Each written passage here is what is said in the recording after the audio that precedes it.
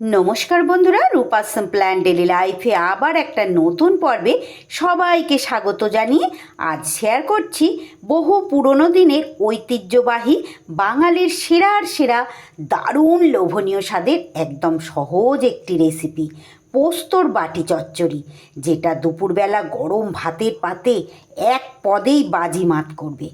একদম ৮-১০ দিন পর্যন্ত এর স্বাদ মুখে লেগে থাকবে।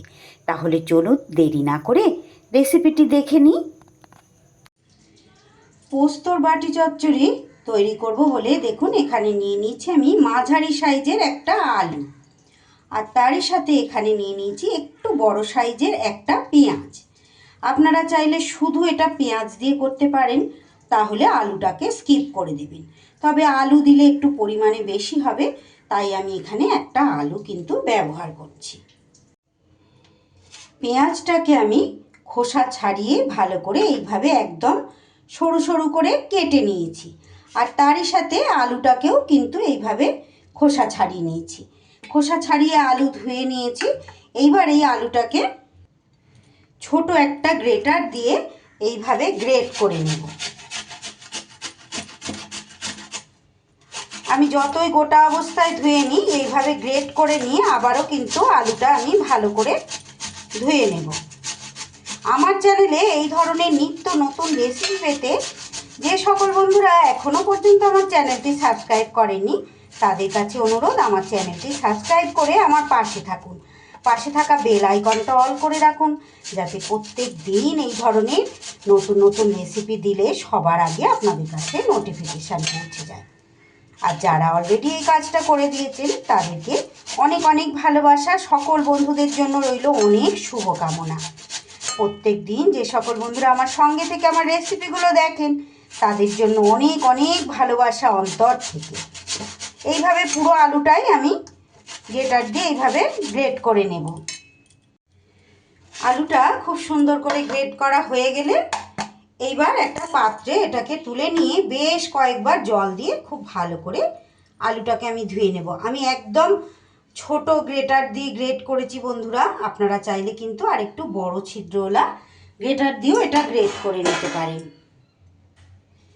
পোস্ত এমন একটা রেসিপি যেটা আমাদের বাঙালির খুবই প্রিয়, খুবই সুস্বাদু লাগে। তাই সব সময় খাওয়া না হলেও আমাদের বাঙালিদের পোস্ত কিন্তু কম বেশি সবাই আমরা রান্না করে থাকি। আমিও মাঝে মধ্যে এই রেসিপিটি তৈরি করি, যেহেতু পোস্তর তো এখন অনেকটাই দাম, ইচ্ছে হলেও সব সময় আমরা খেতে পারি না।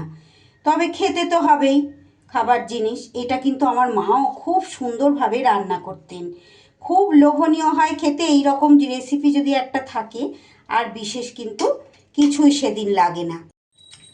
বেশ ভালো করে 2-3 বার জল পাল্টে এটাকে এরকমভাবে জল চিপে চিপে তুলে নিলাম। এইবার দেখুন পোস্তটা আজ আমি কিন্তু শিলে বাটবো। তার জন্য শিলনোড়া এখানে নিয়ে নিয়েছি। শিলে বাটলে কিন্তু এর স্বাদ ভীষণ ভালো আসবে।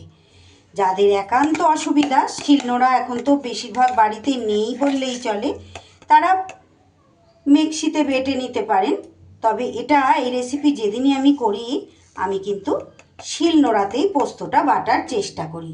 আর পোস্তর পরিমাণটা অবশ্যই একটু বেশি দিতে হবে। আমি এখানে 4 চামচ পোস্ত কিন্তু দিয়ে দিলাম। মাঝারি সাইজের চামচের একটা পোস্ত নিয়েছি। এটা আপনারা আপনাদের প্রয়োজন মতো কম বেশি করে নিতে পারেন।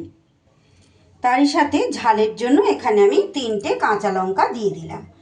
ঝালটা যদিও একটু এই রেসিপির মধ্যে একটু বেশি দিতে হয়, আমি কাঁচা লঙ্কাটা পরে আবার ব্যবহার করব। এখানে আমি 3টে কাঁচা লঙ্কা নিলাম, আমার স্বাদ অনুযায়ী নিলাম। আপনারা আপনাদের স্বাদ অনুযায়ী নিয়ে নেবেন। আর পোস্তটা যদি একান্ত বন্ধুরা এতটা না দেন, সেক্ষেত্রে কিন্তু কিছুটা তিল, এখানে সাদা তিল কিন্তু ব্যবহার করতে পারেন। তবে আমি এখানটায় তিল ব্যবহার করি না, শুধু পোস্ত দিয়ে করলে তার স্বাদ তো একটা আলাদা হবেই, তাই না? মাও কিন্তু যখন এই রান্নাটা করতেন শুধু পোস্ত দিয়েই কিন্তু করতেন, এখানে কিন্তু কোনো তিল ব্যবহার করতেন না। আপনারা চাইলে অর্ধেকটা তিল অর্ধেকটা পোস্ত দিতেই পারেন। খুব সুন্দর করে মিহি করে কিন্তু পোস্তটা বেটে নিতে হবে। খুব সুন্দর করে পোস্ত কিন্তু আমি মিহি করে একদম দুবার করে শিলে বেটে নিলাম। এবার পোস্ত কাচিয়ে তুলে নিচ্ছি বন্ধুরা।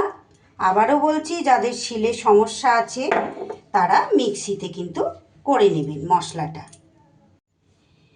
এইবার আমি এখানে দেখুন একটা অ্যালুমিনিয়ামের বাটি নিয়ে নিয়েছি। যেহেতু বাটি চচ্চড়ি, আজ কিন্তু আমি এই বাটিতেই রেসিপিটি তৈরি করব।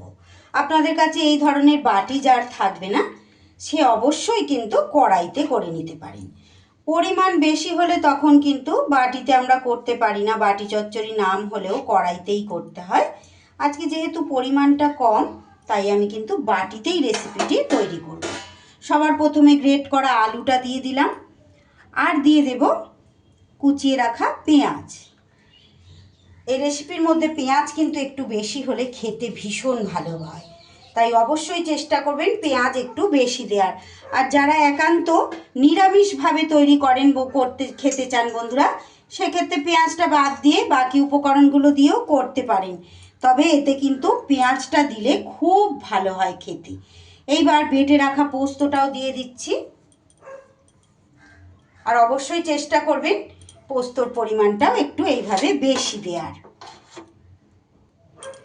পোস্ত দেওয়ার সাথে সাথে যে মশলা বাটলাম শিল ধোয়ার জলটা, সেটাও কিন্তু আমি এর মধ্যে দিয়ে দিলাম। ঝালটা আর একটু বেশি করার জন্য এখানে বেশ কাঁচা পাকা কাঁচা লঙ্কা কয়েকটা কুচিয়ে আমি কিন্তু এর মধ্যে দিয়ে দিলাম। এইবার দিয়ে দিচ্ছি পরিমাণ মতো নুন, আর দিয়ে দিচ্ছি দেখুন কালারের জন্য আমি কিন্তু পোস্ততে কোনো রকম হলুদ ব্যবহার করব না। তার জন্য এখানে কালারের জন্য একটু কাশ্মীরি লঙ্কার গুঁড়ো কিন্তু আমি দিয়ে দিলাম, কারণ পোস্তর মধ্যে হলুদের গন্ধ একেবারেই ভালো লাগে না। আমি এমনিতেও পোস্ত রান্না করলে অন্য সময়ও আমি কিন্তু এখানে একেবারেই হলুদ দিই না, হলুদের গন্ধটা পোস্তর মধ্যে একদম ভালো লাগে না। একটু বেশি করে কাঁচা সর্ষের তেল কিন্তু আমি এর মধ্যে দিয়ে দিলাম। এইবার সব উপকরণগুলো একটু চামচের সাহায্যে ভালো করে মাখিয়ে নিতে হবে। আমার আজকের এই অতি সাধারণ রেসিপিটি যদি আপনাদের ভালো লাগে, অবশ্যই বাড়িতে ট্রাই করবেন। অনেকেই তৈরি করেন হয়তো, কিন্তু এক একজনের পদ্ধতি কিন্তু এক এক রকম। আমি যেভাবে তৈরি করি সেভাবেই আপনাদের সঙ্গে শেয়ার করলাম বন্ধুরা। আমার পদ্ধতিটা যদি আপনাদের ভালো লাগে, অবশ্যই এভাবে ট্রাই করে দেখতে পারেন। সাধারণ রেসিপি হলেও খেতে কিন্তু দুর্দান্ত স্বাদ। যারা খেয়েছেন তারা জানেন, যারা এখনও খাননি অবশ্যই এভাবে একবার তৈরি করে খেয়ে দেখবেন।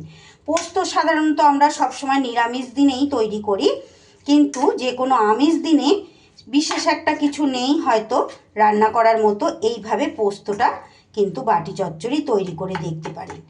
এই দিয়েই পুরো ভাত কিন্তু ছোট বড় সবাই খেয়ে নেবে, দেখবেন কতটা লোভনীয় হয়, গরম ভাতের পাতে জাস্ট জমে যায়। রেসিপিটি ভালো লাগলে ভিডিওর শেষে একটা লাইক আর ছোট্ট একটা কমেন্ট করে জানিয়ে যেতে কিন্তু ভুলবেন না যে আপনাদের কেমন লাগলো। সুন্দর করে এটা মাখানো হয়ে গেল।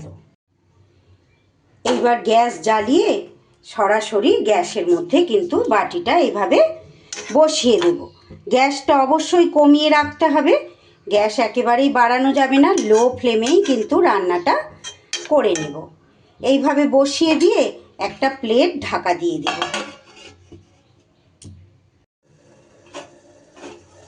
2 মিনিট পর ঢাকা চাপা খুলে আপনাদের সঙ্গে দেখাচ্ছি বন্ধুরা। মাঝখানে কিন্তু আমি আরও একবার নাড়িয়ে দিয়েছি।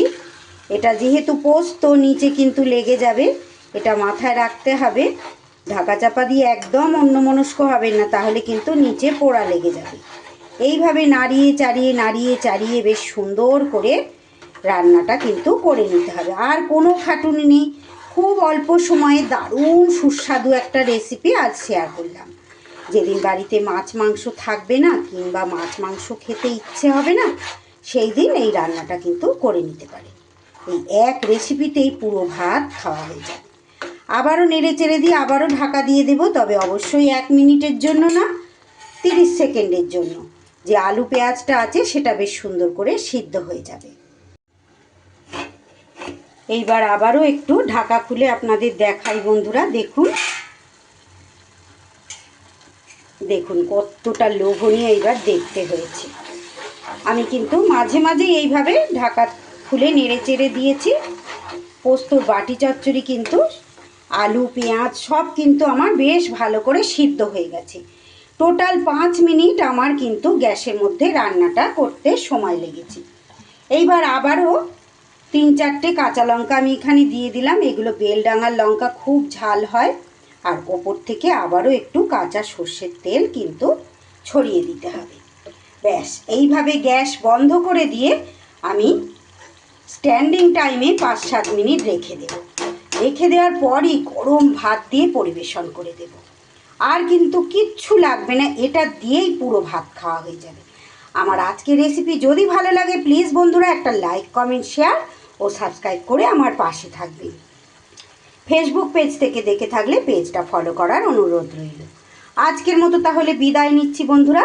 আবারও ফিরে আসছি আগামী দিন এমনই কোনো সহজ লোভনীয় রেসিপির সাথে। ততক্ষণ আপনারা সবাই ভালো থাকুন, সুস্থ থাকুন। পুরো রেসিপিটি দেখার জন্য সকলকে অসংখ্য অসংখ্য ধন্যবাদ।